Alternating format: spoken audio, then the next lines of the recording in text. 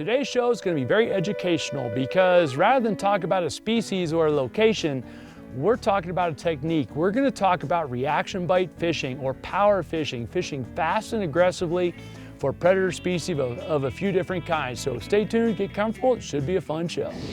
So what do I mean by reaction bite fishing or power fishing?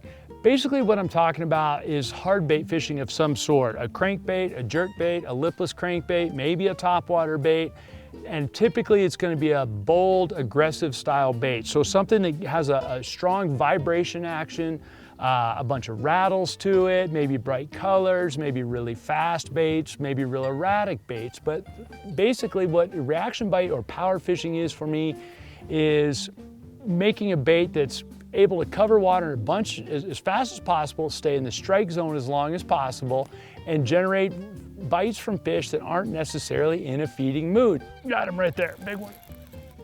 All right, he loaded that money badger up nicely though, guys, and I've been working through a couple different baits.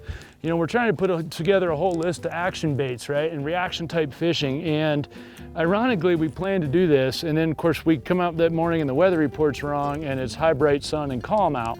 Not what you necessarily want for reaction bait fishing. So what's ended up happening is I'm getting a whole bunch of follows and not bites. So perfect little horsetooth fish, lots of those in here, guys. You can see those, and you know, that's a very average fish. By fishing something really fast, like say this money badger we've been throwing a bunch today, I can cover a ton of water, and I'm pretty confident that if I get in front of a fish, he's gonna pounce on it. And so I can zip around the lake fishing a bunch of small areas very, very quickly. And in a short period of time, I can know that I've covered a pretty good cross-section of what the lake looks like and have an idea where fish are or are not. Got him right here. Okay. All right, there's another one. The reaction bite continues, guys. And if you can see this transition, the camera will look at that transition right there.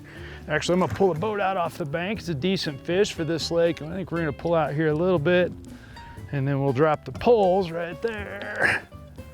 And then we'll get him. Now, again, for this pond, this is a good sized fish. There's not a tremendous number of big ones in here.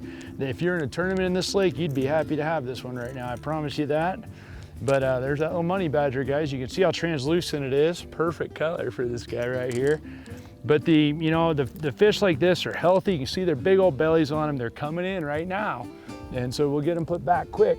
But the deal with the reaction bite, if you look right here, guys, I'm just running around hitting high percentage spots. So you see that goes from sand to rock right here. I just ran that badger across this point right here, and it got bit. And so the beauty of fishing reaction baits is they're fast. So I can cover a lot of water in a hurry. So I can just run around, make 4 or 5 casts around the end of a point like this, and then run to the next one, and I don't have to spend a lot of time. Also, unlike jigs or something like that, I don't have to worry about snagging a ton. If it starts to snag, I'll slack it out, let it float up, and keep retrieving it. And when I'm doing a situation like that, as I've done today, I'm gonna usually go back and forth between 2 different genres of reaction baits so that I'm keeping the fish honest and keeping myself tuned in as much as possible. So over the course of today's show, we caught all of our fish on either the money badger or the Berkley hit stick. Got a fish right here. There we go, right on the end of that point, guys. And again, not quite the quality we're looking for, but the last fish just told me how to catch this one. So I was retrieving the bait a minute ago, and I got done with my cast and went to reel it in on the previous cast, and it got chased in really quickly. And that told me right there that, hey, I need to be going maybe a little faster with my bait. It's the first bite I've had on a jerk bait thus far. So just a little guy, but it tells me the retrieve I need, and each fish should tell you how to catch the next one. So my next few retrieves, I'll continue with the high speed and see what that'll do for me. But like I said, each fish should be the clue for catching the next one. But bottom line, I'm gonna take 2 different styles. So I'm not gonna throw a frit-side and a flicker shad per se. I'm gonna throw a jerk bait and a crankbait, or potentially a crankbait and a lipless crankbait like this big war pig right here, which has a ton of rattles in it. But I'm always gonna mix it up, and it's never about making a whole bunch of retrieves to one spot. It's about making 2 or 3 really good casts, maybe 6 really good casts to a spot, and then off and running again. That ghost trolling motor has got to work out today because we have run around and hit a lot of spots, and that's what power fishing allows you to do. And just like any other reaction bait, guys, anytime I'm reaction bite fishing, meaning I'm fishing something fast and aggressive, they will tune into your presentation. So you can't just sit and make the same presentation over and over and over again unless you got a bunch of really dumb fish. And every now and then you'll find a school like that. But most of the time they'll tune in pretty quick to what you're doing. And you get 6, 8, 10 casts to a spot or an area, and then that very distinct signature vibration pattern that the money badger gives off, it will no longer be a surprise to the fish. Got him right there, big one. Okay, I'm gonna lock the poles down right there. There we go.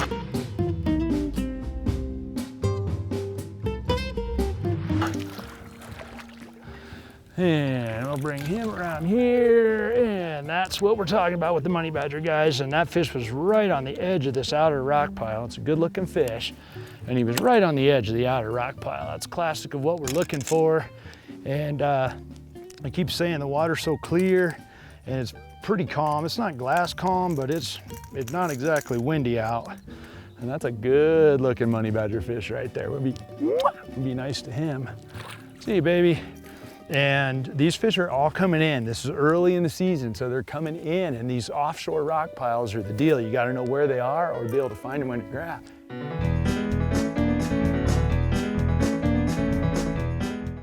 If I throw this money badger for 15 minutes on a spot and I haven't had a bite in the last 2 or 3 or 5 minutes, now I'll switch it up and throw the hit stick or the stunner or maybe the lipless crankbait like the war pig over the same spot and mop up with it. But realistically, each of the baits has a different vibration, a different sound profile, a different shape profile. Like if you look at the shapes of the baits, their profiles are fundamentally different as well. The diving lip designs are fundamentally different as well. And you can see these are all heavily fished baits. I've been fishing them a fair bit. But you have lots of different features in a reaction bait, but one thing about them that is the same, and they all tend to be very speedy baits if you'd like them to be for one. They all have a distinct vibration or action to them for two. Got him, there you go, big one. All right, now we got us one, guys. I'm not sure what we got this time, but if the camera pans right there, that's a point. Again, that's a nice one right here. So we're gonna be good. This guy's barely hooked too, so this is gonna be interesting. I think, where's he look? Maybe you can get that second hook in his face. There we go, got him with another hook. Okay, so, the other hook came out. Come on in here, buddy, there you go.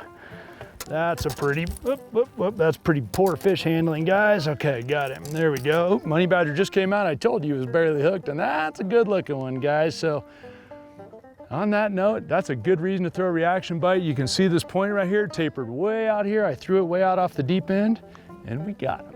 A couple of the key features of reaction baits are how you determine which one you want to throw. So it could be the diving lip itself. I could have like a coffin bill lip like the Fritz side right here.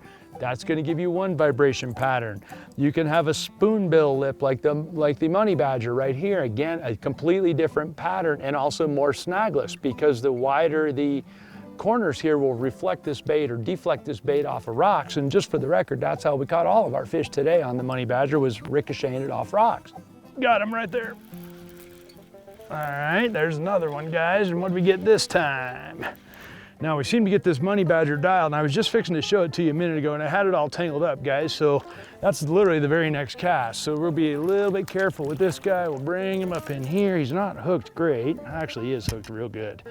We'll get that right out. Perfect little fish. There you go.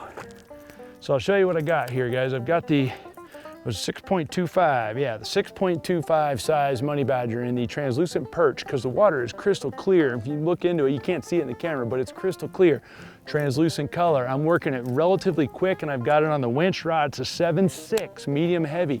So I'm using the rod to pull the bait a whole bunch. And I've got the old school EXD reel on here, and then 10-pound Trillium 100% fluorocarbon. It's a great system for spring, summer, or fall cranking. So we'll see if we can pick another fish or two up with it real quick, but basically I'm sweeping it down with the rod and reeling back to it more than anything else. And the reason being is I can feel the rocks then. And so if I'm pulling it with the rod, I can feel the rocks, and then I just reel the slack back to it, and then I don't ever hang the bait as much. If you're just straight winding it with the reel, you don't have near as good a feel with it, and therefore you're not going to have as good a chance of noticing the difference between a rock and a fish that's biting it. So conversely, you need the bait down by the rocks or you're not gonna get any bites. So right there, it's digging over the rock so I can feel that money biter. Got him, there we go, right as it came off that rock. That's how you do that, guys. And so that's why it's so, oh, he pulled off. Golly. You don't happen very often on that like that, guys. I don't normally lose one like that. That was a better fish too, but as you can see, I'm illustrating the same thing. I'm just dragging it over the rocks. You can see it hits all those rocks, and as it's hitting them, and I just keep winding on it, wind back to it and keep pulling it, and then every so often when it ricochets off one of those rocks, it'll load up like that. But the key is not just straight winding it with the reel for a couple reasons. One, it does a better job of if you just straight wind it, first of all, you'll hang it more. Second of all, it's just running 100 yards in a straight line, and nothing in nature really does that. So when you're doing it the way I'm doing it, with the pull and wind into it thing, then the bait's varying angles, it's varying speeds, it's just kind of never doing the exact same thing all the time.